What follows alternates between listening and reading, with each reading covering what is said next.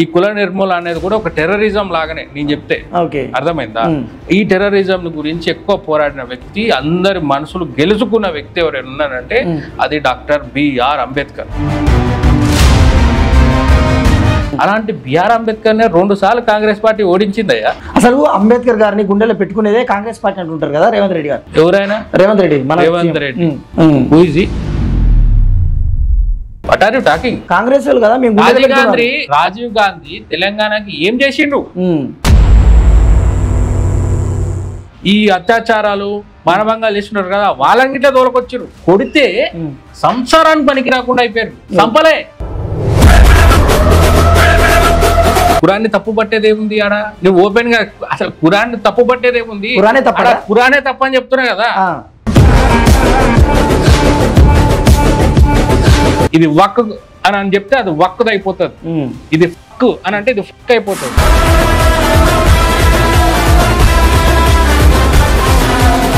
Master Ajay బాబు అనే ఒక వ్యక్తి ఏమంటున్నా అంటే ఈ చట్టాన్ని కూడా మ్యానిపులేట్ చేసి దాన్ని కేవలం యాక్సిడెంట్ గా చిత్రీకరించారనేది ఆయన వాదన. ఇదేమన్నా రాజమౌళి సినిమా అని చెప్పగానే అనడానికి? ఇప్పుడు ఖురాన్ గురించి ఇలా చెప్పారు కదా, ఒకవేళ బైబిల్ గురించి అడిగినా, పాస్టర్స్ గురించి అడిగినా, క్రిస్టియన్స్ గురించి అడిగినా ఏం చెప్తారు? ఇగో కొంతమంది హాఫ్ నాలెడ్జ్ గాళ్ళు ఉంటారు, వాళ్ళే క్రిస్టియన్స్. ఆవులను కోసుకొని తింటారా? వాడు ఆవును కోసుకొని తింటాడు, వాడు బర్రెని కోసుకొని తింటాడు. సమాజానికి తెలుసు, మనకు చెప్పాల్సిన పనిలే. అంటే ఆయన పేరు పలికే ధైర్యం లేదని కూడా దాని గురించి మళ్ళీ చెప్పిండు. తొక్కలో సీఎం, తొక్కలో రేవంత్ రెడ్డి. వాట్ ఈజ్ హి?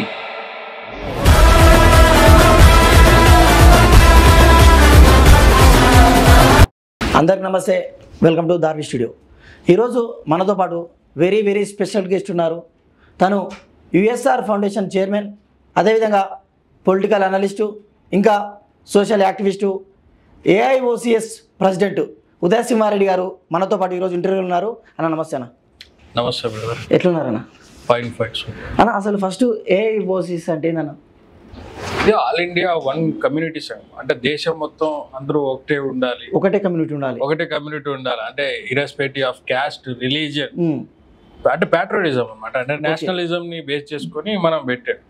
కానీ మన దగ్గర కొంచెం కులగజ్జ ఎక్కువ కదా, అంత నడవలేదు. అంటే ఇక్కడ ఒక ముస్లిం అని చెప్పొచ్చు, ఒక క్రిస్టియన్ యాడికి పోయిన క్రిస్టియన్ అని చెప్పొచ్చు. కానీ ఒక హిందువుని మాత్రం వీడు రెడ్డోడా, వీడు మాదిగోడా, వీడు సాకలోడా, వీడు గౌడ, వీడు చిన్న సేట, వీడు పెద్ద సేట అనేది ఒక డిఫరెన్షియేషన్ వస్తుంది. దీని అంతటి కారణం ఏంటంటే భారత రాజ్యాంగం అటు తయారు చేసిన దానివల్ల ఏంటంటే ఆల్ ఇండియా వన్ కమ్యూనిటీ సంఘం అనే మేము ఏదైతే సిద్ధాంతంతో వచ్చినామో సేమ్ సిద్ధాంతాలు మన బీజేపీ పార్టీకి కూడా అదే వసుదైక కుటుంబం అనే కాన్సెప్ట్ తో పోతుంది. అందరం ఒకటే. మీరు మంది చూసిర్రా మన ఎయిమ్స్ అది దాంట్లో ఉంది కదా. అవును. సో అందుకే మనం అంటే ఎప్పుడు స్థాపించారు, ఎందుకు స్థాపించాల్సి వచ్చింది? 2023లో ఏప్రిల్లో వేసినాము. కానీ 1 year లోనే దాని రిజల్ట్ ఏందనేది మాకు అర్థమైంది. సో ఇక్కడ మన టోటల్ నేషనల్ వైడ్ గా మనం చూసుకుంటే మనం లాంగ్వేజ్ లలో డిఫరెంట్ ఉన్నాం, రిలీజియన్ బేసిస్ లో డిఫరెంట్ ఉన్నాం, క్యాస్ట్ బేస్డ్ లో డిఫరెంట్ ఉన్నాం. సో ఒకటే దేశంలో ఇన్ని రకరకాల విభిన్నమైన మతాలు, విభిన్నమైన ప్రాంతాలు, విభిన్నమైన ఆచారాల పద్ధతుల పరిస్థితుల్లో నేను ఏదైతే వసుదైక కుటుంబం అనే కాన్సెప్ట్ తో నేను ముందుకు వచ్చినానో అది అంతగా రీచ్ అవడం అని అంటే నచ్చుతుంది జనానికి. మనం ఏదైతే సబ్జెక్ట్ చెప్పినామో అది నచ్చింది. కానీ ముందుకు రావాలంటే వాళ్ళ కుల పెద్దలకి భయపడతా ఉన్నారు. ఇప్పుడు ఒక సాకలాయన ఉన్నాడు, సాకలాయనకి నేను చెప్పింది నచ్చింది. అరే రెడ్డోళ్ళు లేడు, మాదిగోడు లేడు, డక్కలోడు లేడు, ఇవ్వలేడు, అందరం ఒకటే అనే కాన్సెప్ట్ ఆయనకు నచ్చింది. వన్ కమ్యూనిటీ అని నచ్చింది. కానీ ఆయన ముందుకు రావాలంటే సాకలి సంఘం ఒప్పుకోట్లే. సంఘ పెద్దలు ఉంటారు కదా, మనమేమో అందరూ ఒకటే అనే కాన్సెప్ట్ మీద మనం పోతా ఉంటే ఒకటి వచ్చేమో బీసీ గర్జన అంటాడు, ఒకటి వచ్చేమో ఎస్సీ గర్జన అంటాడు, ఇంకోటి వచ్చేమో ఎస్టీ అంటాడు, ఇంకోటేమో ఓసీ అని పెడతాడు. సో ఇన్ని గర్జనలు చేస్తా ఉంటే ఒక సామాన్యుడు గర్జన ఎవడైనా పట్టించుకుంటాడా? అదే అవుతుందా? అయ్యే పని. అదే నా క్వశ్చన్ కూడా. చాలా మంది కూడా గతంలో పెద్ద వాళ్ళే వన్ కమ్యూనిటీ కోసం ఫైట్ చేసిన వాళ్ళు ఉండరు. ఉదయ్ సింహారెడ్డి అనే ఒక యువకుడు దీన్ని ఎట్లా క్రియేట్ చేసుకోవాలనుకుంటూ, ఎట్లా అమలు చేయాలనుకుంటూ? నేను నా గ్రాడ్యుయేషన్ కంప్లీట్ చేసుకుని, ఓకే, నేను గ్రాడ్యుయేషన్ నుంచి కూడా బిఫోర్ నుంచి కూడా మేము సోషల్ సర్వీస్ చేసుకుంటూ వచ్చినాం. సో ఆఫ్టర్ కరోనా ఇంకా కొంచెం సోషల్ సర్వీస్ మీద ఎక్కువ, అంటే వాళ్ళందరినీ చూస్తా ఉంటే మనకున్న దాంట్లో ఒక 10% బేస్ తప్పే ఉంది. ఇప్పుడు నేను ఎట్టాగా నేను ₹1 సంపాదించుకుంటున్నాను, అందరూ నా అంత సంపాదించలేరు. సో నా అంత సంపాదించలేని వాళ్ళు పేదలు ఎవరైతే ఉంటారో వాళ్ళకి నాకు వచ్చిన దాంట్లో ఒక 10% 5% నా వంతు సాయం చేస్తాను. ఏ రకంగా? వాళ్ళ రైట్స్ పరంగా కానీ, వాళ్ళకి ఏదైనా ఇమీడియట్ అవసరాలు ఉంటే గానీ నాకున్న సర్కిల్లోనే చేస్తున్నా. నేను అందరూ దేశం మొత్తానికి చేస్తున్నా అని చెప్పాలి, కానీ అది చేస్తా ఉంటే ఇంకెక్కువ డిమాండ్స్ వస్తా ఉన్నాయి. అసలు వీటన్నిటి కారణాలు ఏంది అని ఎతుకుతే భారత రాజ్యాంగమే దోషిగా కనిపిస్తా ఉంది నాకు. ఆ రాజ్యాంగంలోనే ఏదో మార్పులు చేర్పులు చేయాల్సిన పరిస్థితి ఉన్నదనే పద్ధతిలోకి వచ్చినది. ఏముండొచ్చునా ప్రజెంట్ గా రైట్ నౌ రాజ్యాంగంలో ఫలానా మార్పు చెందాలి అని ఉదయ్ సింహారెడ్డి అనుకుంటే ఏం చేయాలి? ఇమ్మీడియట్ యాక్షన్ గా కులాన్ని గుర్తించకుండా ఒక అమెండ్మెంట్ పట్టుకురావాలి. కులాన్ని నువ్వు ఎక్కడికైనా పో, కులం అడగొద్దు. నువ్వు ఏ రిలీజియన్, హిందువా, ముస్లిమా, క్రిస్టియనా, ఇదే కాన్సెప్ట్. అందరికి ఆధార్ కార్డులు ఉన్నాయి, పాన్ కార్డులు ఉన్నాయి, అన్ని ఉన్నాయి కదా. ఇంకా నీ కులం ఎందుకు? అసలు చెప్పేది కళ్యాణ్ కదా, కళ్యాణ్ ఒక మాట చెప్పండి. నేను ఏమంటున్నా అంటే ఆధార్ కార్డు ఉంది, పాన్ కార్డు ఉంది, నీకు ఎవరికి ఎంత ఆదాయం వస్తుంది అనేది అన్ని లెక్కలు కనపడతా ఉన్నాయి. ప్రతి ఒక్కరికి బ్యాంకు, ఈ రోజు రైతుకు కూడా బ్యాంక్ అకౌంట్ ఉంటుంది, అర్థమైందా? బ్యాంక్ అకౌంట్ లేనో లేడు, రేషన్ కార్డు, ఇన్ని కార్డులు తీసేవయ్యా, తీసేసి ఒకటే కార్డు పెట్టి, ఒకటే కార్డు పెట్టి ఒకటే మాట ఏమనాలి, ఎవరికైతే ఆర్థిక రేఖ కిందకుంటారో, దిగువకుంటారో వాళ్ళకి రిజర్వేషన్, వాళ్ళకి పథకాలు, కులంతో వాళ్ళకి schemes, irrespective of caste, irrespective of religion నువ్వు చెయ్యి. దేశం మొత్తం ఒకటే చట్టం తీసుకురా, ఒకటే ఆచారం తీసుకురా. నువ్వు ముస్లిం అయితే నువ్వు మసీద్కి పో, నువ్వు క్రిస్టియన్ అయితే చర్చికి పో, నువ్వు హిందూ అయితే టెంపుల్ కి పో. నిన్నెవడైనా ఆపిండా? నేను ఆపట్లేను కదా. భారత రాజ్యాంగం ఆపుతుందా? ఆపట్లేదు కదా. ఎవడెవరిని కన్వర్ట్ చేసుకోవడానికి, కవర్ చేసుకోవడానికి లేదు, చేయకుండా చట్టాలు తీసుకురావాలి. అంటే ఇప్పుడు ఫైనల్ గా మీరేమంటారు అంటే కుల నిర్మూలన జరగాలంటారా? కులాన్ని అసలు ఐడెంటిఫై చేయొద్దంటున్నా. దట్ ఈస్ కాల్డ్ నిర్మూలన. ఇప్పుడు పరిపాలన అంటే ఏంది? పరిపాలన దక్షత ఉండాలి, అవును, ట్రాన్స్పరెన్సీ ఉండాలి, అందరికి ఒకటే పరిపాలన అందిస్తానని మనం వాగ్దానం చేస్తున్నాం కదా. అంటే ఇప్పుడు ఈ కులాల పిచ్చి ఎవరికైతే ఉందో అగ్రవర్ణాలకి ఎక్కువ ఉంది అనేది ఒకటి సమాజంలో టాక్ ఉందా? అగ్రవర్ణాలు ఉందా మన భారతదేశంలో? అంటే పెద్ద కులం వాళ్ళు ఎవరైతే ఉన్నా రాజ్యాంగంలో ఉందా? లేదు. మరి ఎందుకు మాట్లాడు? నేను ఏమంటే సోకాల్డ్ పీపుల్ అది ఎందుకు మాట్లాడుతున్నారు? సరేనా, మిమ్మల్ని అగ్రవర్ణాలని ఎందుకు మాట్లాడినట్టు? ఇప్పుడు ఏఐఓసిఎస్ రాజ్యాంగంలో లేని అగ్రవర్ణాలు అనే టాపిక్, రాజ్యాంగంలో లేని అగ్రవర్ణాలనే ఒక ఏదైతే లైన్ పదము, అది ఈ రోజు యాంకర్ గా మీ నోట్లో నుంచి వింటున్నాను. అంటే ఎందుకు వచ్చింది అన్నమాట? సోకాల్డ్ పీపుల్ చాలా అంటే వివక్షకు ఎవరైతే గురైనరో వాళ్ళ నుంచి వచ్చే గాసిప్ అనేది. వివక్ష ఉందనే రాజ్యాంగం రాసుకుర్రు, అంటే రాజ్యాంగం అమలు అయితే లేదనే కదా. అంటే ఇప్పటికి వివక్ష లేదంటారా? మీరు యాంకర్ గా కళ్యాణ్ గారు మీరేం చెప్పినారు? అగ్రవర్ణాలు అని మీరు అన్నారు, ఉచ్చరించారు. అవును, అంటే ఏంది? రాజ్యాంగం మీరు అమలు కావట్లేదు. అమలు అయితే అగ్రవర్ణాలు ఏడున్నాయి? రాజ్యాంగం ఒకవేళ అమలైతే అగ్రవర్ణాలు లేవు, దళిత వర్గాలు లేవు అని మీ మాట. అగ్రవర్ణాలు లేవు, దళిత వర్గాలు లేదు, ఎవరు లేడు. అయితే 2025 కుల వివక్ష లేదంటారా? అక్కడక్కడ 2025 రైట్ నౌ రాజ్యాంగం రాసి చాలా సంవత్సరాలు అవుతుంది, ఇప్పుడు ఉందా లేదా? చెప్తా. అసలు కులం పట్ల వ్యతిరేకత భావంతో, కులానికి బట్టి మర్యాద గాని గౌరవం గాని ఉండకూడదు, ప్రతి మనిషికి మనిషిలా గౌరవం ఉండాలని పోరాడిన వ్యక్తి. అందరూ స్వతంత్రం కోసం పోరాడుతా ఉంటే ఈ కుల నిర్మూలన అనేది కూడా ఒక టెర్రరిజం లాగానే నేను చెప్తే అర్థమైందా? ఈ టెర్రరిజం గురించి ఎక్కువ పోరాడిన వ్యక్తి, అందరి మనసులు గెలుచుకున్న వ్యక్తి ఎవరైనా ఉన్నారంటే అది డాక్టర్ బిఆర్ అంబేద్కర్. ఓకే, అలాంటి బిఆర్ అంబేద్కర్ నే 2 సార్లు కాంగ్రెస్ పార్టీ ఓడించిందయ్యా. What are you talking? అర్థమైందా? సో రెండోది, ఇదే బిఆర్ఎస్ అంబేద్కర్ ని ఈ రోజు కాంగ్రెస్ పార్టీ అవమానిస్తా ఉంది. దండేయడానికి కూడా వాళ్ళకి మనసు రావట్లేదు. ఏది బిఆర్ఎస్? అలా బిఆర్ఎస్ అంటే నేను కాంగ్రెస్ చెప్తా ఉంటే కాంగ్రెస్ అండి, బిఆర్ఎస్ కదా అంత పెద్ద విగ్రహం కట్టినది. మరి కాంగ్రెస్ ఏం చేసినది?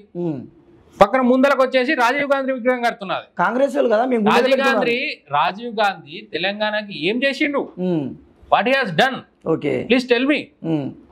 అసలు అంబేద్కర్ గారిని గుండెలో పెట్టుకునేదే కాంగ్రెస్ పార్టీ అంటుంటారు కదా రేవంత్ రెడ్డి గారు. ఎవరైనా? రేవంత్ రెడ్డి, మన రేవంత్ రెడ్డి ఎవరండి? Who is he? Telangana CM. అవునా? నిజమేనా? రియల్ గా సీఎం అయిందా? అయినా అవి కూడా 1.5 years అవుతుంది.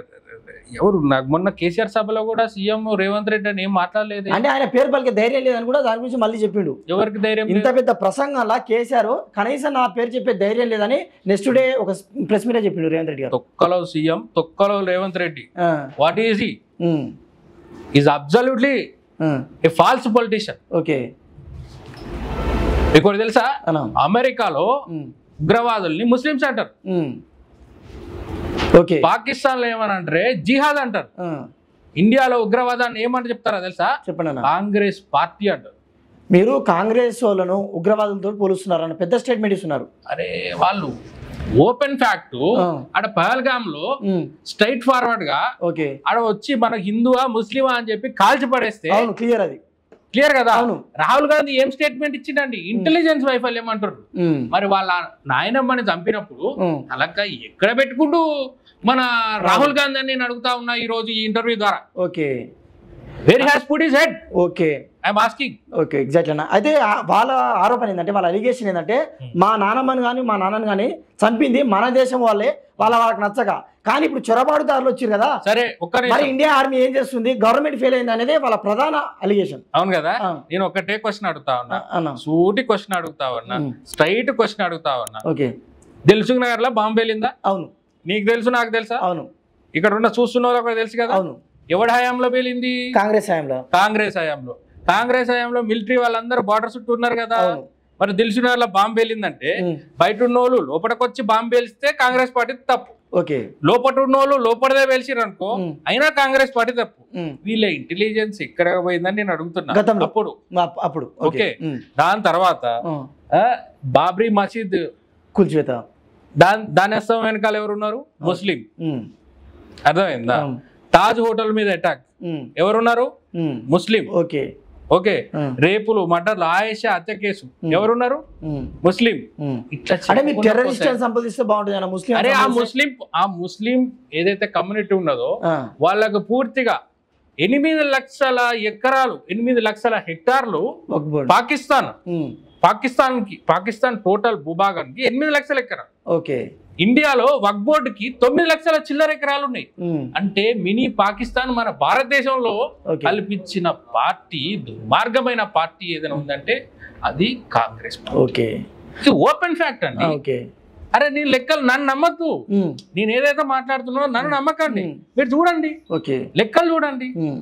రైట్ టు ఇన్ఫర్మేషన్ యాక్ట్ ఉందా? అవును, కొట్టండి, వస్తాయి. అదే నిన్న అవునా గతంలో కాంగ్రెస్ హయాంలో ఇవన్నీ జరిగినాయి కాబట్టి నిన్న ఒక అతన్ని ఇంటర్వ్యూ చేసినాం, సోషల్ యాక్టివిస్ట్ తెలంగాణ శ్యామని. ఆయన ఏమంటున్నాడంటే, తెలంగాణ శ్యామని సోషల్ యాక్టివిస్టు, గతంలో కాంగ్రెస్ కూడా ఇదే జరిగింది కదా అని నేనంటే, సో అందుకే బీజేపీ ఇట్లా చేస్తుందా? ఇప్పుడు ఎందుకు జరిగిందంటే వాళ్ళు చేయలేదు కాబట్టి మీకు జనాలు పట్టం కట్టిరు. ఇప్పుడు వాళ్ళని పూర్తిగా చూపించే ప్రయత్నం ఎందుకు చేస్తున్నారు అనేది మీకు ఒక చిన్న ఎగ్జాంపుల్ చెప్తా. చెప్పండి. తెలంగాణ శ్యామ్ ఎవడో నాకు తెలియదు. Okay okay, point number 1. Okay సరే, ఆ వ్యక్తి సోషల్ యాక్టివిస్ట్ అన్నారు, బీజేపీ కూడా ఇట్లానే చేస్తుందని మాట్లాడు. నేను బీజేపీ వ్యక్తిని కాదు. ఓకే, నేను ఒక సోషల్ సర్వీస్ పర్సన్, నేను ఒక హిందువుని, నేను ఒక సామాజికంగా అందరు ఒక కామన్ మ్యాన్ మాదిరిగా, నేను ఒక కామన్ మ్యాన్ ఏదైతే ఇబ్బంది పడతా అన్నాడో అది మీకు ఓపెన్ గా చెప్తా ఉన్నాను. సో నేను ఒక సింపుల్ క్వశ్చన్ ఈ తెలంగాణ శ్యామ్కి సూటి ప్రశ్న నేను అడుగుతా ఉన్నాను. ఓకే బాబు, తెలంగాణ శ్యాము నీ పేరు ముందు తెలంగాణ ఎందుకు పెట్టుకున్నావు నాకు తెలియదు. ఓకే, నువ్వు ఏడంగా వచ్చినావు, ఏడ పుట్టినావు అయితే నాకు తెలియదు. భారతదేశంలో పుట్టిన ప్రతివాడు ఇక భారత్ అని పెట్టుకోవాలా ముందల, పేరుకు ముందల. ఓకే, నీ ఫేమస్ కావడం కోసం, నీ యొక్క స్వార్థం కోసం నువ్వు తెలంగాణను ఉపయోగించుకుంటున్నావు. మోడీ అత్యంత ఫేమస్ పర్సన్ ఈ భారతదేశం మొత్తంలో. ద మోస్ట్ ఫేమస్ పర్సన్ ఎవరున్నంటే నరేంద్ర మోడీ. అలాంటి పర్సన్ ని నువ్వు డిగ్రేడ్ చేస్తా మాట్లాడుతున్నావు. ఎవరి కోసం అంటే నీ పేరులోనే తెలిసిపోతుంది నువ్వు ఒక ఫేమస్ కావడానికి వచ్చిన ఒక ఆఫ్టర్ ఆల్ వ్యక్తివి నువ్వు. అదే ముస్లిం పెద్దలు కూడానా మొన్న ఏదైతే జరిగిందో పాలాగం అటాక్ ఉంది కదా, దాని గురించి ఏం చెప్పారంటే అసలు ఖురాన్లో చంపాలని ఎక్కడా లేదు, మేము కూడా ఖండిస్తున్నాం అని ఏకంగా కొవ్వొత్తులు పట్టుకొని వాళ్ళు ర్యాలీ నిర్వహించారు మన హైదరాబాద్లోనే. నిజంగా చంపడం గ్రేట్ అని ఖురాను మన హైదరాబాద్లోనే పాకిస్తాన్ జెండా పట్టుకుని కూడా తిరిగి 100% ఉండరు పాకిస్తాన్. అదే నేను చెప్తున్నా. మరి అప్పుడు ఈ ముస్లింలు తలక ఎక్కడ పెట్టుకురా నేను అడుగుతున్నా. ఓకే, భారతదేశము 2 ముక్కలుగా విడిపోయి భారత్ పాకిస్తాన్ గా విడిపోయినప్పుడు పాకిస్తాన్ లో వాళ్ళందరూ పాకిస్తాన్ కి పంపించేటువంటి మన భారతదేశం నుంచి పాకిస్తాన్ కి పోయే ట్రైన్ల మన హిందువులందరూ కూడా అందరిని ఎక్కించి మంచి తట్టాబుట్ట ఎక్కించి నీతిగా నిజాయితీగా ప్రాణాలతోటి సేఫ్ గా మనం వాళ్ళని పంపిస్తే అక్కడున్న హిందువుల తలకాయలు పంపించినారు మన దగ్గరికి. Okay, what are you talking? ఇంత రక్తపాతం చేసినారు. మర్చిపోయినారా మీరు? చరిత్రను మర్చిపోయారా అండి? పుస్తకాలలో మారిస్తే మాత్రం ఉండిపోతుందా? Okay, what are you talking? ముస్లింల యొక్క పీస్ఫుల్ అని చెప్తున్నారు వాళ్ళు.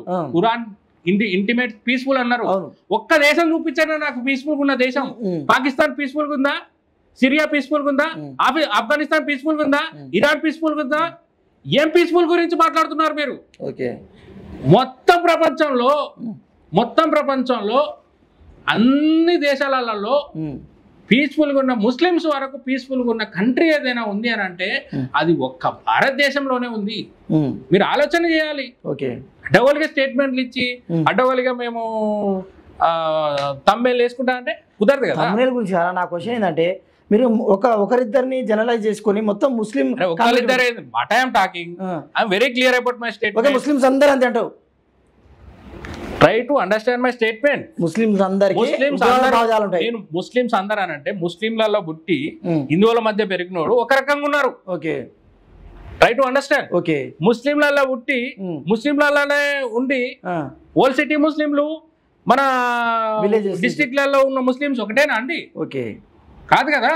ఇప్పుడు మీ ఏంటంటే మదర్సాలలో ఇవన్నీ నేర్పిస్తున్నారని ఎలా అయితే అంటున్నారో కొంతమంది ముస్లిమ్స్ క్రిస్టియన్స్ ఏమంటున్నారంటే ఆర్ఎస్ఎస్ అనే ఒక శిక్షణ కేంద్రాలు పెట్టి హిందువులను కూడా మతోన్మాదులుగా తయారు చేస్తుంది ఆర్ఎస్ఎస్ అనేది ఒక ప్రధాన వాదన. ఆర్ఎస్ఎస్ ఏమన్నా 10వ తరగతి పుస్తకాలు తయారు చేసిందా? కత్తులు ఆర్ఎస్ఎస్ ఏమన్నా 7వ తరగతి కత్తులు కర్రలు పెట్టుకొని శిక్షణ ఇస్తుంది కదా? కత్తులు కర్రలు పట్టుకొని శిక్షణ ఇస్తుంది కదా. మేమేమైనా గన్నులు పట్టుకొని అయితే ఇయ్యట్లే కదా. గన్నులు పట్టుకొని ఇస్తున్నావా? ఆడ గన్నులు పట్టుకొని పోరగాళ్ళకి గన్నులు ఇచ్చి ట్రైనింగ్ ఇస్తున్నారు. షెడ్డి కూడా జారిపోతా ఉంది పోరగానికి. గన్ను మాత్రం జారట్లేదు, బుల్లెట్ మాత్రం దిగుతా ఉంది. ఈ ట్రైనింగ్ ఎవరిస్తున్నారు? ముస్లిమ్స్ కాదా? మరి అప్పుడు తలకాయ ఎక్కడ పెట్టుకోవాలి? ఏ మతం ఎక్కడ ఉంది? హిందూ మతం ఎప్పుడైనా సరే ఇచ్చే మతమే ఉంది. ఓకే, ఇప్పుడు ప్రధానంగా కాశ్మీర్ లో జరిగిన దాడి కూడా స్టిల్ కూడా ముస్లింలు ఆడ ఎంత అటాక్ చేసినా మన హిందువులం ఆడ ఉన్న ఎవరైతే టూరిస్టులు వాళ్ళు పోయినారో ఒక్క ముస్లిం కూడా గాయపరచలేదు వెంటనే. ఇది నిజమైన శాంతి మతం అంటే, ఇది నిజమైన భారతీయ తత్వం అంటే. ఒక్క ముస్లిం మీద కూడా ఇప్పటి వరకు చేయబడలేదు. మేం కదా అసలైన శాంతి పరులు. ఎందుకు ఇలా ప్రవర్తిస్తున్నారని ఇంట్లో ఒక పెద్ద కొడుకు మాదిరిగా, ఒక నాన్న మాదిరిగా, ఒక అమ్మ మాదిరిగా ఎందుకురా మీ తమ్ముడిని ఎందుకురా మీ అన్నని ఇలా చేసావని చెప్పేసి నిలదీసి అడుగుతున్నారే తప్ప చెయ్యి చేసుకోవట్లేదు. అన్ని మతాలకి గురువు, అన్ని మతాలకి పెద్ద దిక్కు ఏదైనా ఉంది అంటే అది కేవలం సనాతన ధర్మం. ఆ సనాతన ధర్మంలో పుట్టినప్పుడు మరి 28 మందిని లేపేసారు కదా, మరి మేము ఒక్కల మీద కూడా చేసుకోలేదే. What are you talking? మనది పీస్ఫుల్ మతం అంటే, మనది శాంతి మతం అంటే, వాళ్ళది కాదు. వాళ్ళు ఇంకా వచ్చి మోడీకా బోల్ క్యా బోల్తే ఓ బోసిడీకే మోడీకా బోల్ బోల్తే. మోడీ అంటే మోడీ కాదు, మోడీ అంటే ఇండియా, మోడీ అంటే భారత్. అంటే నిన్ను అడిగిండు, నన్ను అడిగిండు, నీకు చెప్పు నాకు చెప్పు అని ఇండియాలో ఉన్న ప్రతి ఒక్క ముస్లింలతో సహా అందరికి చెప్పు అని చెప్పిండు. నేను చంపేసిన చూడరాబాయ్ మీ మోడీకి చెప్పండి. What are you taking? అదే కొంతమంది కాంగ్రెస్ వాళ్ళు కానీ అంటే పర్టికులర్ గా వీలు కాదు. ఒకటే దీనికి న్యాయం ఒకటే అండి, ముస్లింలు అందరికి కూడా మిలిటరీ జాకెట్లు వేసి యుద్ధంలో ముందు పెట్టాలి. బ్రిటిషర్లు అందరూ మన ఇండియన్స్ ముందు పెట్టిరు కదా. అర్థమైందా? బ్రిటిషర్లు అందరూ లాస్ట్ టైం 2వ ప్రపంచ యుద్ధం జరిగినప్పుడు పెట్టారు కదా, మన ఇండియన్స్ అందరినీ ముందర పెట్టి జర్మనీకి పంపించారు కదా యుద్ధం చేసి. అట్లా ఈ పాకిస్తాన్ యుద్ధంలో ఈ ముస్లింలందరికి ఇంటికి ఒక ఇద్దరిని ఎటకు ఒక్కొక్కరు 1/2 డజన్ మంది 1 డజన్ మంది అంటుర్రు. ప్రభుత్వం మైనారిటీ కింద మేపుతుంది వాళ్ళని, అన్ని రేషన్లు ఇచ్చి అవి ఇచ్చి ఇవి ఇచ్చి అన్ని వాళ్ళని సాధేదే ప్రభుత్వం, ట్యాక్సీలు కట్టేది లేదు, పాడలేదు. ఆడ ఓల్డ్ సిటీలో అయితే బిల్లులే కడతలేరంట, కరెంట్ బిల్లు అధికారుల మీద. It is on fact, it is on record. వాళ్ళు కూడా మన ర్యాలీ తీసినా ఏం ర్యాలీ తీసినారు? అదే ఉగ్రవాది దాడికి. అందుకే అంటున్నా, వాళ్ళని ఎవరైతే అంత శాంతి దూతలు కొవ్వొత్తులు పట్టుకున్నారు కదా, వాళ్ళకి మిలిటరీ జాకెట్లు వేసి వాళ్ళని బోర్డర్లో నిలబెట్టండి, ఇప్పుడు నొప్పి తెలుస్తుంది. అదే కొంతమంది కాంగ్రెస్ వాళ్ళు, కమ్యూనిస్టులు, సెక్యులర్స్, ముస్లిమ్స్, కొంతమంది వీళ్ళందరూ ఏమంటారంటే బీహార్ ఎలక్షన్స్ స్టంట్ కోసానికి మోడీ ఈ చర్య చేయించిండేమో. ఎవరు? మొన్న ఉగ్రవాద దాడి అయితే జరిగింది జమ్మూ కాశ్మీర్లో, బీహార్ ఎలక్షన్స్ వస్తున్నాయి కాబట్టి హిందూ అనే ఒకటి తీసుకురావాలి కాబట్టి మోదీనే ఈ చర్య చేయించాడేమని. మోడీ చంపించారంటారు. అసలు సింపుల్ లాజిక్ బ్రదర్. అసలు ఈ ప్రశ్న నువ్వు మరి ఎట్ట జర్నలిస్ట్ వినండి వినండి, ఒక్కరు కూడా ప్రొఫెషనల్స్ కాదు, నాకు వినడానికి కూడా మనసు ట్రై టు అండర్స్టాండ్. ఇలాంటి ప్రశ్నలు కాంగ్రెస్ పార్టీగా పేరు పొందిన ఒక ఉగ్రవాద పార్టీ మాట్లాడుతుంది తప్ప భారతదేశంలో ఏ పార్టీ మాట్లాడదు. ఇగో సొంత పిల్లలని చంపుకునేటువంటి చర్య హిందూ మతంలో లేదండి. సొంత పిల్లలు చంపుకోరు. ఆయన కనీసం ఒక పిల్లం బిడ్డలు కూడా లేరు. ఉన్న తల్లి ఉంటే ఆమె చనిపోయింది అమ్మగారు, ఆ టైంలో కూడా లీవ్ పెట్టలేదు, హాఫ్ డే. సో మోడీకి మనం తప్ప ఎవరు లేరు, ఆయన కారణ జన్మ. ఓకే, మోడీ అని అంటే ఏంది? భారత్ అంటే మోడీ. ఓకే, ఆయన యుఎస్ ఎంబసీ ఏదైతే ఉందో గేట్ బయట నిలబెట్టిన వ్యక్తిని ఈరోజు ఆయన కూర్చుంటే కుర్చీని జరిపే పరిస్థితికి వచ్చింది ప్రెసిడెంట్.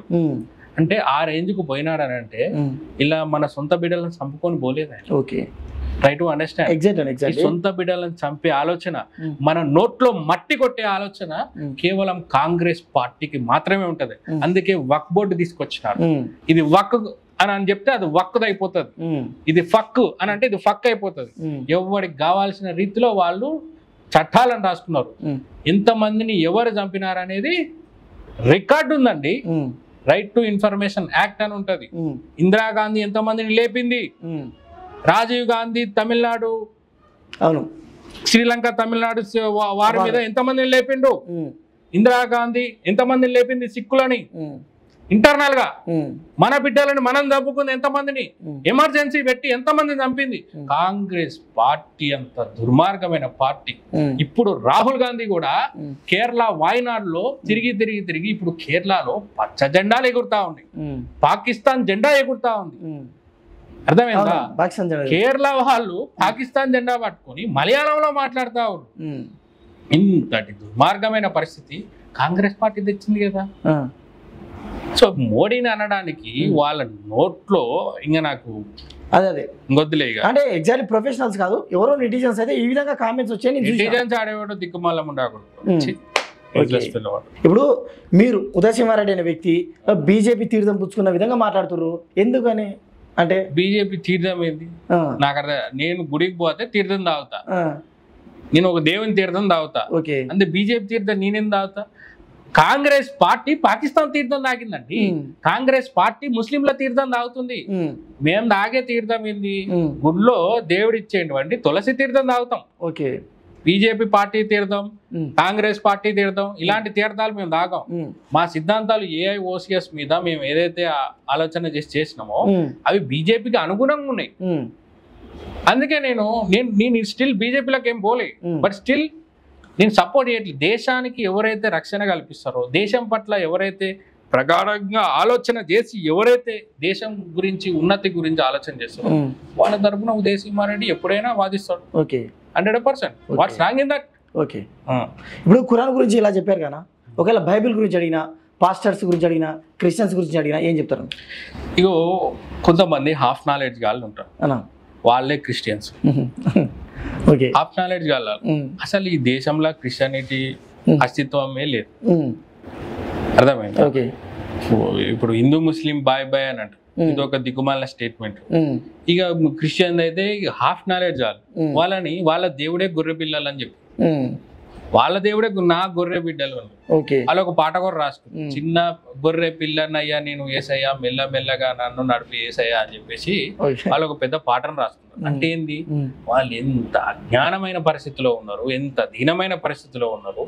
ఒకప్పుడు ఈ రాజ్యాలు ఇవి ఉన్నప్పుడు అని అంటారు, కొంతమంది దళితులని గుళ్ళల్లో రానిలేదు, అర్థమైందా? సో అలాంటి వాళ్ళకు దేవుడు దిక్కు లేదని చెప్పేసి వాళ్ళకు మేమిస్తాం దేవుణ్ణి, మేమిస్తాం మీకు గౌరవాన్ని మర్యాదని అని చెప్పేసి ఆ చర్చలకి ఆహ్వానం తెలియజేసుకున్నారు.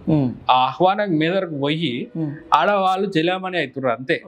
దాంతో పాటు ఎంతో మంది హిందువులుగా ఉంటూ క్రైస్తవులుగా మారిపోయి సర్టిఫికెట్లలో ఏమో హిందువులుగా ఉంటారు, రిజర్వేషన్ పొందుతా ఉన్నారు. వాళ్ళు ఒక దేశ దుర్మార్గులండి. వాళ్ళు ఇంటర్నల్, ముస్లిమ్స్ ఎక్స్టర్నల్, వీళ్ళు ఇంటర్నల్. ఇక టెర్రరిస్ట్ లా ఏంది అనేది మీరు డిసైడ్ చేసుకోండి, జనాన్ని డిసైడ్. నేను చెప్పాను నా నోట్ల నుంచి. అంటే ఇప్పుడు హిందువులలో చాలా అసమానతలు ఉన్నాయి కాబట్టి ఏదైతే దళిత వర్గాలు ఉన్నాయో అక్కడ అందరినీ సమానంగా చూస్తున్నారని కన్వర్ట్ అవుతారు కదా. ఇప్పుడు మనం చూసినట్లు కూడా ఇప్పుడు అందరినీ సమానం కాదు, ఒక రెడ్డి వ్యక్తి ఉన్నాడు, లేదంటే ఒక గౌడ, ఒక చౌదరి ఉన్నాడు, క్రిస్టియన్ లోకి కన్వర్ట్ అయ్యండి. ఎందుకు? వాని పరిస్థితి బాలేక, వాని దగ్గర డబ్బులు లేక, వాని పిల్లలను చదివించుకోలేక, వాడి దివాలా తీసి, వాని కర్మలు బాలేక, వాడి పూర్వీకులు వాళ్ళ తాత ముత్తాతలు చేసిన పాపాలు వీళ్ళకి అంటుకొని ఆ పాపాలని తట్టుకోలేక వీళ్ళు కన్వర్ట్ అయిపోయారు. ఎందుకంటే పాపాత్ములని మాత్రమే రక్షించేటువంటి దేవుడు యేసయ్య. సో ఎవడైతే పాపం చేస్తాడో అందులోకి పోతాడు. అంటే నాకు తెలిసిన దళితులు చెప్పే విషయం ఏంటంటే హిందూ మతంలో అసమానతలు ఉంటాయి, వివక్ష ఉంటుంది. ఎందుకు ఎంచక్క అక్కడికి పోతే అందరూ కనీసం మమ్మల్ని మనుషులాగా చూస్తారు కదా క్రిస్టియన్స్, మీ హిందూ మతంలో ఆ విధంగా ఉండదు అనేది వాళ్ళ ప్రధాన ఆరోపణ. ఎవరు మనుషుల్లాగా చూసేది అనేది ఇప్పుడు హిందూ మతంలో నుంచి వాళ్ళు క్రిస్టియన్ మతంలోకి పోతే అందరినీ సమానంగా చూస్తారు, కానీ హిందూ మతంలో మాత్రం హెచ్చు తగ్గులు చూపిస్తారు కదా. అది భారత రాజ్యాంగం చేస్తున్న తప్పు. భారత రాజ్యాంగం కులం ఎందుకు గుర్తిస్తా ఉంది, భారత రాజ్యాంగాన్ని మతం ఎందుకు గుర్తిస్తా ఉంది, భారత రాజ్యాంగం వాళ్ళు వీళ్ళని తేడాలు ఎందుకు ఇచ్చేస్తా ఉన్నది. ఓసీ బీసీ ఎస్టీ ఎస్టీ అనేది హిందువులకే వర్తిస్తా ఉంది కానీ క్రిస్టియన్లకు కానీ ముస్లింలకు కానీ ఎందుకు వర్తిస్తలేదు? ఇది భారత రాజ్యాంగం చేస్తున్న తప్పు. ఇది రాసిన 286 మంది తీసుకునే నిర్ణయం ఒక తప్పు. అంబేద్కర్ గారు ముద్ర వేసిన అంబేద్కర్ గారు డ్రాఫ్టింగ్ కమిటీ చైర్మన్ గారు చేసిన తప్పు అది. ఆ తప్పుకు మనమేం చేస్తాం అండి హిందువులము? ఆ దరిద్రాన్ని వద్దని ఆనాడే చెప్పినాం.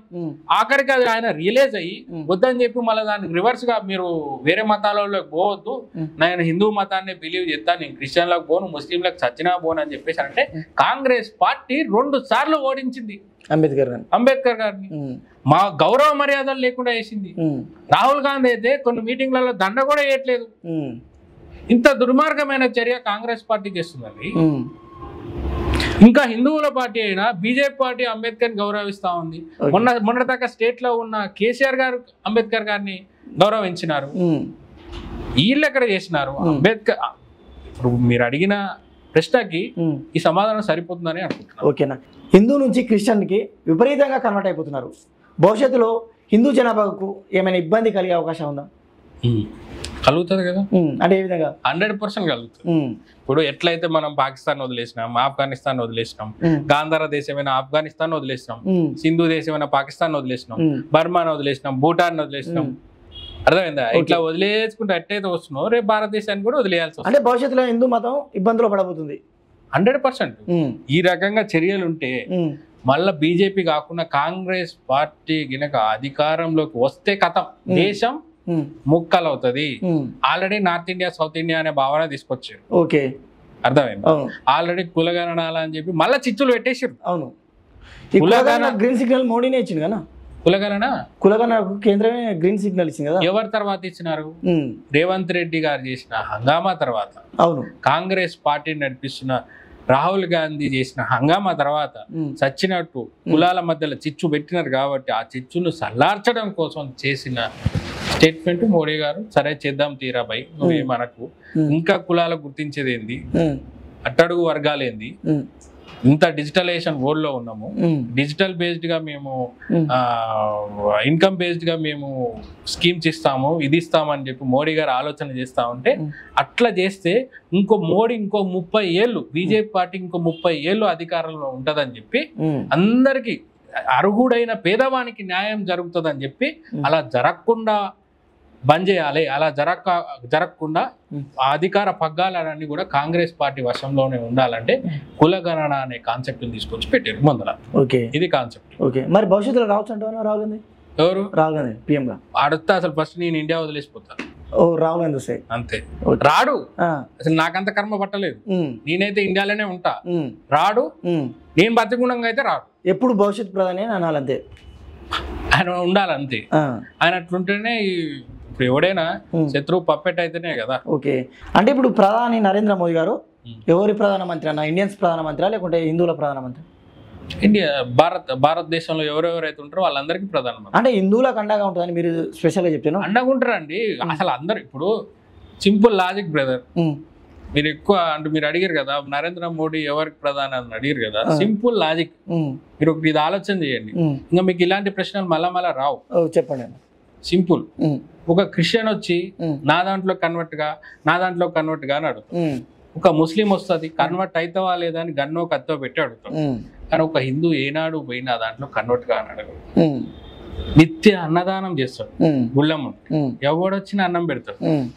పక్కిరోళ్ళకి పెడతారు, ఇంకా క్రైస్తవులకు పెడతారు, అందరికి పెడతారు. కానీ ఏ రోజు కూడా నువ్వు మా మతంలోకి కన్వర్ట్ గా, ఎల్లెమ్మని మొక్కు, మల్లెమ్మని మొక్కు, క్రిస్టియన్ మొక్కు, వెంకటేయన్ మొక్కు చెప్పరు. దీన్ని బట్టి నువ్వు ఏమర్థం చేసుకోవాలి? ఇక్కడ ప్రమాదంలో ఉంది హిందువులే, క్రిస్టియన్లు కాదు, ముస్లింలు కాదు. కానీ క్రిస్టియన్ల నుంచి హిందువులకు ప్రమాదం రాకుండా, ముస్లింల నుంచి క్రిస్టియన్లకు కానీ హిందువులకు కానీ ప్రమాదం రాకుండా సమర్థవంతంగా దేశానికి ముందుకు తీసుకుపోయగలిగే వ్యక్తి, విధేయుడు, దేశ భక్తుడు ఎవరైనా ఉన్నారంటే అది నరేంద్ర మోడీ.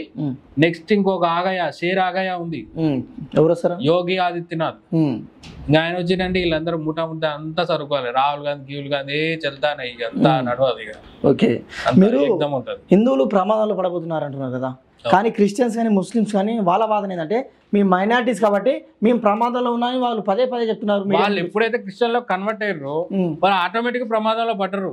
వాళ్ళ జీవితాలే ప్రమాదం. అర్థమైందా? ఒకరిద్దరు పాస్టర్స్ వచ్చి అయితే అసలు మమ్మల్ని చంపేస్తున్నారు దారుణంగా, ఏ ఒక్క క్రిస్టియన్ అయినా దాడి చేసినట్టు చూస్తారా, కానీ హిందువులు మాత్రం మా మీద దాడి చేస్తున్నారు, ఇంకా మమ్మల్ని చంపేస్తున్నారని కూడా చెప్తున్నారు. కత్తి మహేష్ ఉన్నాడు, రాముడు గురించి అడ్డగోలకి వాగిండు, యాక్సిడెంట్ లో సచ్చి. దాని తర్వాత ఇంకో పాస్టర్ ప్రవీణ్ పీకల్లో తాగిండు, యాక్సిడెంట్ లో చచ్చిండు. స్టిల్ నమ్మట్లేదన్నా, యాక్సిడెంట్ అంటే నమ్మట్లేదు. స్టిల్ హిందువులే ఎవిడెన్స్ అండి, it is on evidence. Court నీ వాదనని నా వాదనని నమ్మదు, దేవుణ్ణి కూడా నమ్మదు. చట్టానికి ఏం కనిపిస్తాయో అవే నమ్ముతుంది. ఉన్నాయే చూపించారు కదా, విత్ సీసీటీవీలతో సహా ఎవ్రీథింగ్ చూపించినారు కదా. ఓకే, మాస్టర్ అజయ్ బాబు అనే ఒక వ్యక్తి ఏమంటున్నా అంటే ఈ కూటమి ప్రభుత్వం, మోడీ ప్రభుత్వం ఏదైతే ఉందో, మోడీ, చంద్రబాబు, పవన్ కళ్యాణ్ ఈ చట్టాన్ని కూడా మ్యానిపులేట్ చేసి దాన్ని కేవలం యాక్సిడెంట్ గా చిత్రీకరించారనేది ఆయన వాదన. ఇదేమన్నా రాజమౌళి సినిమా అని చెప్పగానే అనడానికి. ఓకే, అజయ్ బాబు, అజయ్ అనేటోడు ఎవడు, మన తాత ఎవరు, హిందూ కాదా? అదే ఈయన ఏం తీర్థం తాగిండు, ఎవరి తీర్థం తాగిండు? ఇటలీలో దాగిందా, సోనియా గాంధీ దాగిందా, ఎవరి తీర్థం దాగిండండి? ఈ ముచ్చట్లు ఎందుకు వస్తున్నాయి? డబ్బు కోసం, ఫేమస్ అవ్వడం కోసం. ఆ దిగుమూలలో అడిగిన ప్రశ్నలకు మనం సమాధానం చెప్పుకుంటూ పోదు. దారిన 100 కుక్కలు మరుగుతాయి, ప్రతి కుక్కకి సమాధానం చెప్తే మన బరువు. అంటే ఇప్పుడు పాస్టర్స్ క్రిస్టియన్ సమాజం కోసం కొట్లాడుతున్నారంటావా లేకుంటే డబ్బుల కోసం కొట్లాడుతున్నారు? డబ్బుల కోసమే. అంతేనా? అరే డైరెక్ట్ ఉందయ్యా, బైబిల్లో దశమ భాగం ఇవ్వండి అని చెప్పి రాసింది, ఖురాన్లో కూడా లేదు ఇంకా రయం. అర్థమైందా? దశమ భాగం ఇవ్వండి అని చెప్పేసి నువ్వు ఎంత సంపాదిస్తే అందులో 10%, నువ్వు 1,00,000 సంపాదిస్తే 10,000 ఇయ్యి, నువ్వు 10 లక్షలు సంపాదిస్తే 1,00,000 రూపాయలు కట్టు అని ఉంది. హిందువులలో ఉందా? ఎందుకు లేదన్న? సనాతన ధర్మం పేరు మీద చాలా మంది దొంగ బాబాలు వచ్చి మరి వసూలు చేసుకోవట్లేదా? చాలా మంది నిన్నగాక మొన్న అఘోరి అనే టైం సనాతన ధర్మం అంటే బాబాలు పాస్టర్లు ఒకటేనా?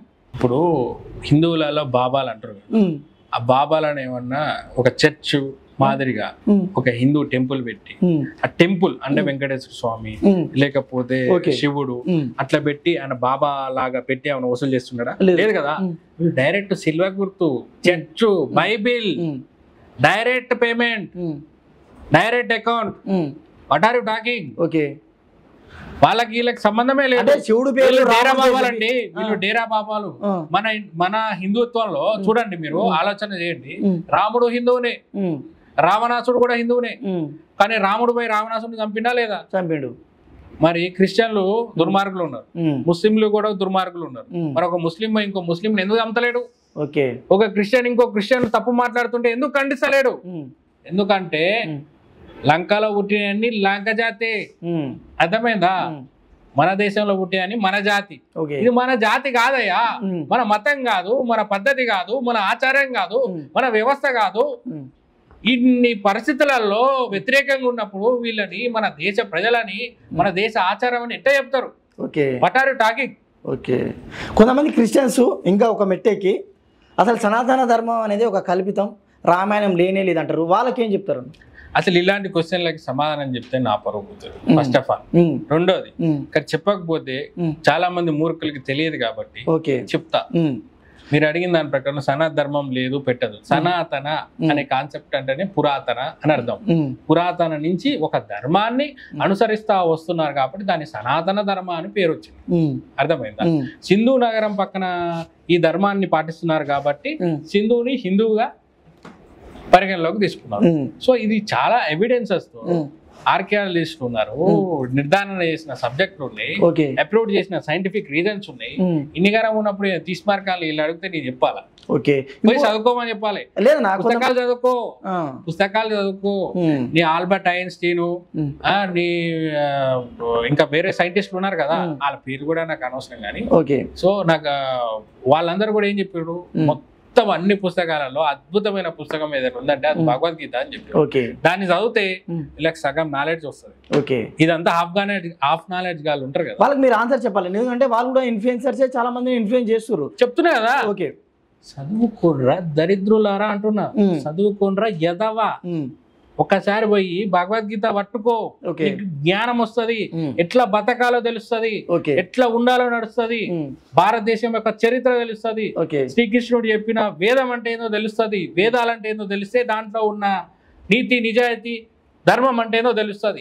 ఏం చదవకుండా నువ్వు డైరెక్ట్ పోయి ఓ 4 పిల్లలని చేసుకో, ఇంకోళ్ళు ఎవరెవరితో అయినా కాపురం చేయొచ్చు, ఇలాంటి కాన్సెప్ట్లు అన్ని చదివితే నీకు జ్ఞానం ఏడొస్తుంది రా. గొర్రె బిడ్డమే అవుతావు నువ్వు. ఒకడేమో బర్రె బిడ్డ, ఒకడేమో గొర్రె బిడ్డ. ఇంకేమున్నది, ఒకడేమో బర్రెని కోసుకొని తింటాడు, ఒకడేమో గొర్రెని కోసుకొని తింటాడు. ఎవరైనా సరే బర్రెని కోసుకొని తింటే లేరా? అంటే మీరు బర్రెని ఎవరు కోసుకొని తింటారు? ఇంటెన్షనల్ గా ముస్లింలు అంటారు. ముస్లింలు బర్రెలు తింటారా? వాళ్ళు దేని తింటారు, ఆవులను కోసుకొని తింటారా? వాడు ఆవును కోసుకొని తింటాడు, వాడు బర్రెని కోసుకొని తింటాడు. బర్రెని కోసుకొని తిన్న వాళ్ళు ఎవరు? పందిని కోసుకొని తిన్నవాడు ఎవడు? సమాజానికి తెలుసు, మనకు చెప్పాల్సిన పనిలే, తినేటోళ్ళకు కూడా తెలుసు.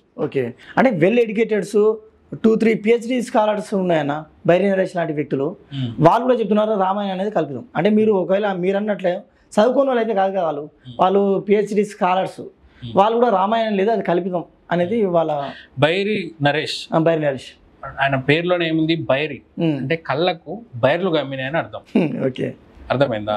ఆ కళ్ళకి బైర్లు ఎప్పుడైతే తొలగిపోతాయో ఆటోమేటిక్ గా అతనికి నాలెడ్జ్ వస్తుంది. సో అప్పుడు ఇలాంటి క్వశ్చన్లు అడగడు. ఇక అంటే ఆ దేవుడు అతన్ని ఎందుకు సృష్టించినాడు, ఎందుకు పుట్టించినాడు అని అంటే ఆయన ఇంటి పేరుతో సహా బైరి నరేష్. బైరి అంటే ఆ బైర్లు గమ్మిన నరేష్ అని అర్థం. మనకి ఏం కనపడవు. మన దాంట్లో అంధకాసురుడు అని ఒకడు ఉంటాడు, రాక్షసుడు. వాడొక రాక్షసుడు. ఈ సమాజానికి పట్టిన రాక్షసుడు ఎవడైనా ఉన్నాడంటే ఆయనకి అంధకారం. అంటే క్రిస్టియన్ తెలియదు, ముస్లిం తెలియదు, హిందువు తెలియదు, ఆయనకి ఏ నాలెడ్జ్ లేదు. ఆయనకి తెలిసింది ఒకటే, వాడు ఏదైతే చూస్తాడో అదే నాలెడ్జ్. అని దేవుడు చూడలేడు. అందుకే ఏంటంటే బైరి ఆయన కళ్ళంటే బైర్లు కమ్మేసినాయి కాబట్టి బైరి నేరేసాడు. ఇప్పుడు ఇదే విధంగా నాస్తికుడు అని చెప్పుకుంటూ ఎప్పుడు జేబీ నినాదంతో రెంజల రాజేష్ అనే ఒక వ్యక్తి ఉంటాడు, మీకు ఐడియా ఉండో లేడు. ఆయన ఏం చెప్తున్నా అంటే మొక్కి మొక్కి నొసలరుగుతున్నాయి కానీ ఆ దేవుడు కరుణించడేంది. ఇన్ని రాళ్ళకు అప్పట్లో 33 కోట్ల దేవతలు అన్నారు హిందువులకు. అంటే మనిషికి ఒక దేవత ఉందా హిందువులకు? మనిషికి ఒక దేవుడు ఉందా? మరి ఇంతమంది హిందువులు చనిపోతుంటే మరి ఆ దేవుడు కాపాడే అనేది ఆయన క్వశ్చన్. హిందువులలో 33,000 కోట్ల మంది దేవతలు ఉన్నారు. అంటే దాని ఉద్దేశం ఏంటంటే 33,000 కోట్ల మంది దేవతలు అని నేను చెప్తాను. దాని ఉద్దేశం ఏంటంటే ప్రతి ఒక్క పర్సన్కి ఒక దేవుడు అని. నేను ఆ ఉద్దేశంతో కాదు. 33,000 కోట్ల మంది దేవతలు అంటే చెట్లు, పుట్ట, నీరు, గాలి, పైన ఆకాశం, దాంట్లో గ్రహాలు, దాని వెనకాల గ్రహాలు, అంటే ఒక యూనివర్స్. ఒక యూనివర్స్ లో ఎన్ని అణువులు ఉన్నాయో అన్ని అణువులకి తగ్గటువంటి పవర్స్ మన సనాతన ధర్మం గుర్తించింది. ఆ కాలంలోనే గుర్తించి వీళ్ళందరూ కూడా ఒకటే ధర్మాన్ని ఫాలో అవుతున్నారు. అది సనాతన ధర్మం. అందుకే 33,000 కోట్ల మంది దేవతలని చెప్తున్నాం. అంటే రాయి, రప్ప, పుట్ట, చుట్టూ అన్ని దేవుళ్ళే. ఇదంతా సృష్టి నిర్మాణమే. అర్థమైందా? సృష్టిని పరిపాలించేది వాడు భగవానుడు, శ్రీకృష్ణుడు, విష్ణుమూర్తి అవతారం. అర్థమైందా? ఆయన మాత్రమే పరిపాలించగలుగుతాడు. శివుడు బోలాశంకరుడు, వరాలు ఇస్తారు, ఇది ఇస్తారు. మీరు చెప్తున్న రెంజల్ల రాజేస్తున్నారు కదా, పట్టుమని నేను ఛాలెంజ్ విసురుతా ఉన్నా. పట్టుగా శివుడి టెంపుల్ కి పట్టుమని ఒక 3 సంవత్సరాలు బొమ్మని చెప్పండి. ఆయనకి ఏం జరగదో చూద్దాం. యాక్చువల్గా మిమ్మల్ని గెస్ట్గా ఇన్వైట్ చేయడానికి ప్రధాన కారణం, మీరు పలు సేవా కార్యక్రమాలు చేస్తారు, మీరు ఒక సోషల్ యాక్టివిస్టు. ఈ విధంగా ఇంటర్వ్యూ పోతా అనుకుంటే మీరు ఒక కట్టర్ హిందువులాగా, కట్టర్ బీజేపీ వ్యక్తిలాగా కనిపిస్తున్నారన్న, ఏంది అంత అంతరార్థమైంది అసలు? నేను బీజేపీ వ్యక్తిని కాదు, నేను ఇది కాదు. కానీ నా భావజాలను ఏదైతే ఉందో, నేను ఏదైతే ఒక సంస్థ పెట్టుకొని దాంట్లో ఒక సిద్ధాంతాలను ఏర్పాటు చేసుకున్నానో, దాన్ని ఒక్కొక్కటిగా భారతీయ జనతా పార్టీ అనేది అది దాంట్లో పని చేసుకుంటూ వస్తుంది. అంటే మీ సంస్థ కూడా వన్ కమ్యూనిటీ కదా ప్రధాన లక్ష్యం? వన్ కమ్యూనిటీ, వసుదైక కుటుంబం మా కాన్సెప్ట్. అదే మాదిరిగా పోతుంది కదా మోడీ కూడా. అదే మాదిరిగా పోతుంది కదా బీజేపీ కూడా. అదే మాదిరిగా నేను హాలెంటికల పోతున్నా. ఇప్పుడు ఒకటే డెస్టినేషన్, ఒకటే సిద్ధాంతం, 2 వేరు దారులు ఎందుకు అంటున్నాడు. దానివల్ల ఎవరికి ఉపయోగం? నేను బీజేపీ నుంచి బయటకుండి నేను పెద్ద సంస్థని నేను ఏర్పాటు చేసి నేను అంతగానం కొట్లాడితే లాస్ట్కి నేను చేయాల్సిన పని కూడా బీజేపీ కదా చేస్తుంది. సేమ్ సిద్ధాంతాలు ఫాలో ఉన్నాయి కాబట్టి నేను దాన్ని అనుసరించబోతున్నా. కాకపోతే అది ఒక రాజకీయ పార్టీ. నేను ఇంకా రాజకీయాల్లో ఫుల్ ఫ్లెడ్జ్డ్ గా దిగలేదు కాబట్టి. అంటే భవిష్యత్తులో బీజేపీలోకి వెళ్తాంటారు. దేవుడు ఆశీర్వాదం, ప్రజల ఆకాంక్ష, నేను రావాలని కోరుకుంటే, నా అవసరం ముందే అనుకుంటే, ఆ రోజు ఛత్రపతి శివాజీ గారు కత్తి పట్టుకున్నారు, నేను ఈ రోజు బీజేపీ జెండా పట్టుకున్నాను. అంటే ఒకటే కమ్యూనిటీ కావాలి, అసలు కులాల చిచ్చు ఉండొద్దు అనుకునే ఉదయసింహారెడ్డి గారికే రెడ్డి అని ఒక తోక ఉందనా? మరి దీన్ని ఎట్లా సమర్థిస్తారు మీరు? నేనేం చెప్తున్నా, irrespective of caste, irrespective of religion, ఒక పరిపాలన జరుగుతుంది ఈ దేశంలో అని అంటే అది భారతదేశంలో నరేంద్ర మోడీ గారి ఆధ్వర్యంలో ప్రతి ఒక్క మతాన్ని కూడా సగర్వంగా అందరినీ ఒకే విధంగా చూస్తున్న వ్యక్తి ఎవరు ఉన్నారంటే, పార్టీ ఏదైనా ఉంది అంటే అది బీజేపీ పార్టీ, నరేంద్ర దామోదర దాస్ మోడీ గారు. క్లియర్గా అర్థమవుతుందా మీరు భవిష్యత్తులో బీజేపీలోకి వెళ్తారని? ఎవరు? మీరు చెప్తున్నా కదా, నేనేమంటున్నా, దైవేచ్ఛ అంటున్నా. అన్నా, ఇప్పుడు ఈ మతం కులం అనేది పక్కకు పెడితే మనం ఒకసారి తెలంగాణ ప్రభుత్వం, తెలంగాణ రాష్ట్రం చేస్తున్న అభివృద్ధి గురించి మాట్లాడుకుంటే ఎలా ఉందన్న సంవత్సరాల కాలంలో రేవంత్ రెడ్డి పనితీరు ఏ విధంగా ఉందంటే ఏం చెప్తారన్న? ఏందని అంత నవ్వుతారు? రేవంత్ రెడ్డి అంటే అట్లా నవ్వుతారు. మా పరిపాలన ఎట్లా ఉంది అని అంటే, రేవంత్ రెడ్డి గారి పరిపాలన చెప్పుకోలేని బాధ, చేసుకోలేని కష్టం అన్నట్టు. ఆయన ముఖ్యమంత్రికి కూడా ఎవరు గుర్తిస్తలేడు. లేదు అంటే మీరు గుర్తించకుండా అయిపోయినా అంటే ప్రజా తీర్పు కదా ఆయన ముఖ్యమంత్రి పీఠం. రేవంత్ రెడ్డి గారు నాకు పర్సనల్గా నేను అతన్ని ఏం వ్యతిరేకిస్తలేడు. అతను ఒక అన్యాయం మీద కొట్లాడి ఇంతవరకు ఎదిగిండు. దానికి నేను 100%. అంటే సేమ్ సామాజిక వర్గానికి కూడా ఏమైనా సానుభూతి లేదా? ఏం సేమ్ సమాజం, ఆయన రెడ్డి, ఆయన అందరు రెడ్డి వాళ్ళు ఒకటి కాదు బ్రదర్. రెడ్లో 36 రకాలు ఉన్నాయి. ఆయన గుడాడి రెడ్డో, ముడాడి రెడ్డో, ఎవరు రెడ్డో, పాకనాటి రెడ్డో, వెనకటి రెడ్డో, ముందర రెడ్డో, ఎవరు రెడ్డో తెలియదు కదా. మీ రెడ్డి అయితే కొంచెం జాలి చూస్తున్నాను, ప్రేమ చూస్తున్నాను. లేదు, పరిపాలన దక్షత ఒక వ్యక్తికి క్యాస్ట్ తో పని లేదు. పరిపాలన దక్షత, ట్రాన్స్పరెన్సీ ఉండాలి. అది లేదు. ఇంకోటి ఏంటంటే, ప్రజలకి న్యాయం చేసేటువంటి వ్యవస్థని నిర్మాణం తీసుకురావాలి. ఆ నిర్మాణానికి సంబంధించిన, వ్యవస్థకు సంబంధించిన ఎటువంటి చర్యలు రేవంత్ రెడ్డి గారి ప్రభుత్వంలో లేవు. కాంగ్రెస్ వంటి ఉగ్రవాద పార్టీ ఉన్నా అందులో ఆ పార్టీని నడిపించే వ్యక్తి మంచి వ్యక్తి అయితే 100% న్యాయం జరుగుతుంది జనానికి.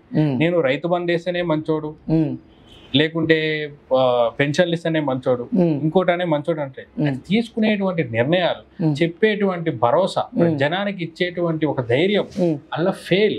ఓకే, అంటే ఓన్లీ ఉదయ్ సింహారెడ్డి అనే వ్యక్తికే వ్యతిరేకత ఉందా? తెలంగాణ యావత్ జనానికి ఈ కాంగ్రెస్ సర్కార్ పైన వ్యతిరేకత? కేసీఆర్ గారు సభ పెట్టారు, వరంగల్ సభ, సమాధానం చెప్పింది కదా, ఎంతమంది వ్యతిరేకిస్తున్నారు, ఓకే, ఎంతమందికి ఆకాంక్షిస్తున్నారు. ఇప్పుడు ఎలక్షన్లు పెడితే 110 సీట్లు కొడుతుంది. ఓకే, ఏది బీఆర్ఎస్. అదే దానికి ఇంకొక 6 నెలల తర్వాత, సంవత్సరం తర్వాత కొడితే 90 సీట్లు కొడుతుంది.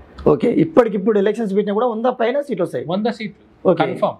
మరి పొన్నం ఏం చెప్తున్నారంటే, పొన్నం ప్రభాకర్ మంత్రి అదంతా గ్రీన్ మ్యాట్, జనాలు రాలేదు అని డైరెక్ట్ ప్రెస్ మీట్ పెట్టినా. లైవ్ పెట్టిన వాళ్ళు గ్రీన్ మ్యాట్ పెడతారా? లైవ్ లో గ్రీన్ మ్యాట్ ఉంటుందా? అదే మంత్రి గారికి మీరు చెప్పాలి. మరి మంత్రి గారికి నాలెడ్జ్ లేదు. మంత్రి గారు మళ్ళీ స్కూల్లో చేరాలి. ఓకే, మంత్రి గారు మళ్ళీ బడికి పోవాలి. ఓకే, పుస్తకాలు చదవాలి. దాంట్లో మరి ముఖ్యంగా కంప్యూటర్ సైన్స్ అని బీటెక్ లో ఉంటది, అవును, అది చదువుకోవాలి. దాంట్లో కెమెరాలో టెక్నాలజీస్ ఉంటాయి, అవి నేర్చుకోవాలి. అవి నేర్చుకున్న తర్వాత గ్రీన్ మ్యాట్ ఎక్కడ పెడతారు, ఆకాశంలో కూడా గ్రీన్ మ్యాట్ పెట్టొచ్చా అనేది మంత్రి గారికి అవగాహన అయిన తర్వాత మళ్ళీ ఎలక్షన్ లో పోటీ చేసి గెలవాలని నా యొక్క అభ్యర్థన మంత్రి గారికి. పొన్నం ప్రభాకర్ గారు లాగా ఆలోచన చేస్తే బాగుంటది. పున్నమి ప్రభాకర్ గారు ఆలోచన చేస్తే చీకట్లో ఏం కనపడదు.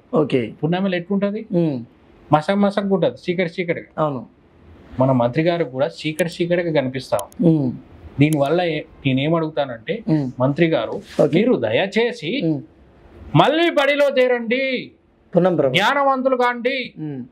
మీరు బళ్ళు కట్టిస్తా అన్నారు కదా, ప్రతి నియోజకవర్గానికి కూడా ఒక బడిస్తా అన్నారు. ప్రతి నియోజకవర్గానికి కూడా ఒక మంచి కార్పొరేట్ ఇంటర్నేషనల్ స్కూల్ ఇస్తా అన్నారు మండలానికి. అర్థమైందా? బస్సులను అప్గ్రేడ్ చేస్తా అన్నారు. ఎక్కడ పెట్టుకుంటారండి పొన్నం ప్రభాకర్ గారు? మీ తలకాయ ఎక్కడ పెట్టుకుంటారు? What are you talking? మంచి వ్యక్తి మీరు ఇట్లాంటి జ్ఞానం లేని మాటలు మాట్లాడితే ఎట్లా? ఈ పైన అత్యంత అభిమానం ఉన్న వ్యక్తులం మేము.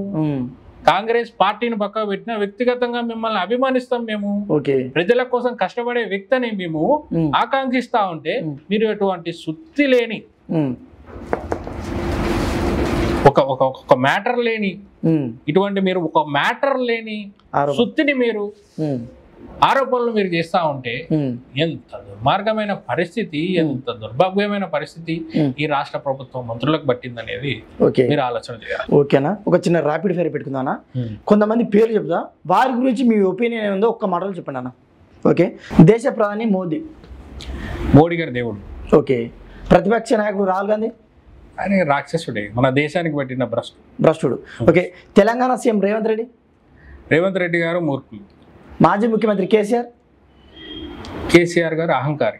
ఓకే, మాజీ మంత్రి కేటీఆర్ తెలివైన. కేంద్ర మంత్రి బండి సంజయ్